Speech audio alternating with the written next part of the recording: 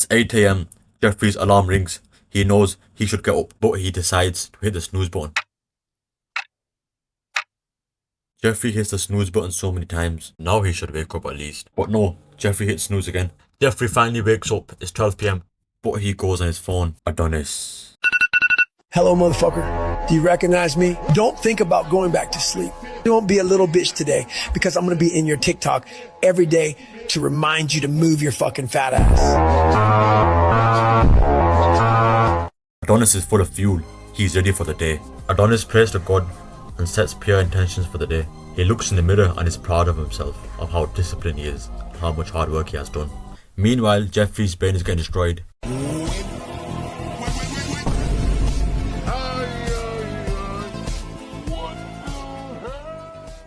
Jeffrey doesn't want to step outside his comfort zone and do the hard work. He doesn't know using his phone as soon as he wakes up drains his energy before the day has even started. He doesn't realize this is one of the main causes of his brain fog and the reason why he can't think properly. Adonis goes to the gym. He has trained 5 times this week already. He knows consistency builds growth. Adonis eats healthy and avoids junk food. Meanwhile, Jeffrey is lazy. He escapes reality for temporary happiness by playing video games. Jeffrey hates his lifestyle, but won't do anything about it. He overthinks too much and drowns in his own misery. Adonis doesn't care when other people judge him. He embraces his insecurities and weaknesses. He thinks of himself in a positive manner only.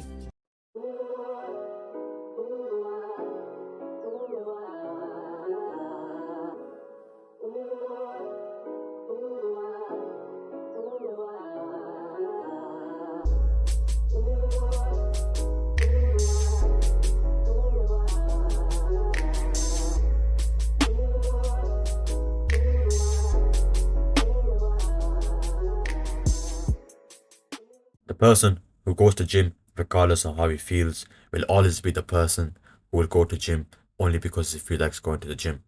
The person who works on his business regardless of how he feels will always beat and outcompete the person who feels like making money. One has instilled discipline and one requires temporary motivation to push them to do the hard work. The one who is hard on himself knows that the more he suffers and the more hard he is on himself, the more he will grow and succeed.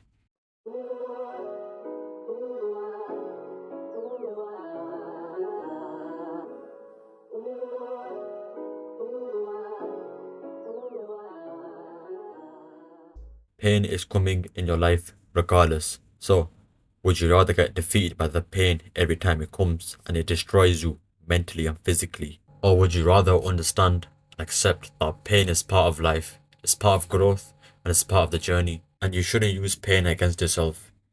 You shouldn't blame other things because you have pain going on in your life. You should appreciate pain as much as you appreciate the good things in your life. Every superhero has been hard upon themselves and accepted the pain as part of the journey, and that's how they became the best versions of themselves. So this brings me to my next question.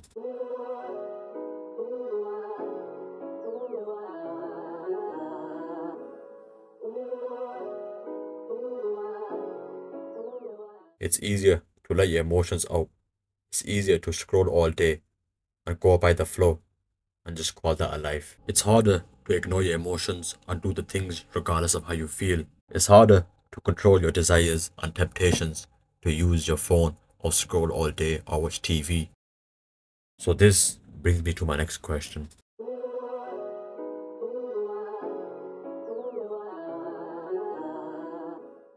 Weak people and losers give up and accept defeat. Winners accept they are a failure. They look in the mirror and accept the harsh truth. Maybe they're overweight, maybe they're lazy, maybe they're just wasting time, wasting their life, maybe they're not doing what they're supposed to do. So what they do is they look in the mirror and they accept it and they say, how can I become better now? What do I do to make sure the mistake I've made before does not happen again? They are responsible and accountable for their actions. They don't blame others. The businessmen who got wealthy were hard upon themselves. They would work 10 to 12 hours a day, way more than the average human being. They would have sleepless nights. The best boxers were hard upon themselves by spending a lot more time in the gym than regular people. The person who is mentally strong is hard upon himself. All these people have in common they are hard upon themselves, and one way they are hard upon themselves is they are responsible for their actions and accountable for their actions. The parents who are hard upon them kids by, instead of giving them phones, entertainment, tablets, and fast foods, instead of being easy on them, they were hard on them. They were hard on them by making them train a couple times a week, making them learn new skills, not giving them entertainment, not giving them unhealthy food. Later on, these kids will grow up to become more successful. I'm gonna end the video by playing some videos, and if you guys appreciated my video and learned something from it, let me know which other ideas you have for me and what have you learned from this video. It's Monday, bitches. You snooze, you lose. He who hesitates, masturbate. You know what you need to do. Nobody's got to tell you. Everybody got to go to a psychiatrist or a psychotherapist. I don't know how to get my life together. You know how to do it. Look at yourself in the mirror, do 22 push-ups, get that notebook out, set up a fucking plan, write some goals, and then stick to them and fuck what anybody else thinks. Because at the end of the day, you're going to die by yourself, motherfucker. Always remember that. You die by yourself. I don't give a fuck what anybody thinks. What changed me was I had to be hard on myself. I have to continue to grind. That's where I feel good. If things come easy, it's not fun. I must fail at something repeatedly. I want to go to that dark place in my mind and say, okay, how are we going to get this done? And then once I complete it, I feel like I accomplished something. Manhood is exceptionally hard, and life is hard. But how you shape yourself will determine how hard it is for you and how miserable it will be. As a man, there is no easy life. Your life is not about being easy. Your life is not about being happy. Your life is always going to be difficult. All of the pain you feel, all of the sadness you feel, you're supposed to feel as a man, and you have two effective binary choices. You either go through the suffering and go through the trauma and go through the hardship it takes to be a man of value, or you suffer eternity as a nobody.